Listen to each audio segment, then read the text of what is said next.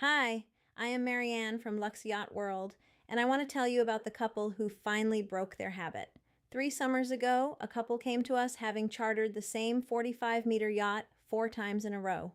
Same crew, same itinerary, same anchorages off the Croatian coast. They were loyal to the point of superstition about it, and honestly, I understood why. When you find something that works on a week that costs what a super yacht week costs, the instinct is to protect it. Then their broker flagged something. A privately owned Benetti had just entered charter for the first time. Same size class, newer interior, and critically, a shallower draft that could reach coves and bays the other yacht physically could not get to. The rate was priced below comparable yachts deliberately because first season vessels priced to build a reputation, not to maximize margin. They booked it. The crew were eager to prove themselves. The yacht had barely 200 hours on the engines. The fit-out still had that particular smell of new upholstery and fresh teak. They told us afterward it was the best week of the 4, not close. That story is why I want to talk to you today about what is actually happening in the charter fleet right now, because most people browsing charter options are looking at established yachts with long track records, and they are completely missing a category of vessel that, in the right circumstances, offers disproportionate value. Every year, dozens of yachts enter commercial charter for the first time.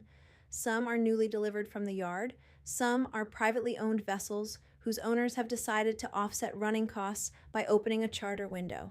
Some have just completed a significant refit and come back to market essentially as a different boat.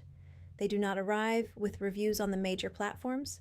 They do not arrive with years of charter income justifying a high asking rate. What they do arrive with is motivation. A yacht entering its first charter season needs bookings on the board. The captain needs to build a reputation. The owner needs to offset the running costs that drove the charter decision in the first place. So the rate is set to attract, not to reflect the full market value of what you are getting. Right now, across the Med, the Caribbean, and the emerging expedition routes in Norway and the Azores, we are tracking a significant wave of new fleet entries. A 50-meter feed ship that completed a full refit in February is currently available at rates that will not hold once the first wave of guest reviews comes in. A newly delivered 55-meter from a Dutch yard with an Explorer-style hull and a range that lets it reach destinations most charter yachts cannot touch is in its first commercial season. A converted private vessel with a 6-cabin layout and a chef whose background is in Michelin-level restaurants has just opened its first availability window for the shoulder season. And that word, shoulder season, matters here. May, June, September in the Mediterranean. That is where the intersection of new inventory and pricing incentive is sharpest. Peak season in July and August has its own dynamics.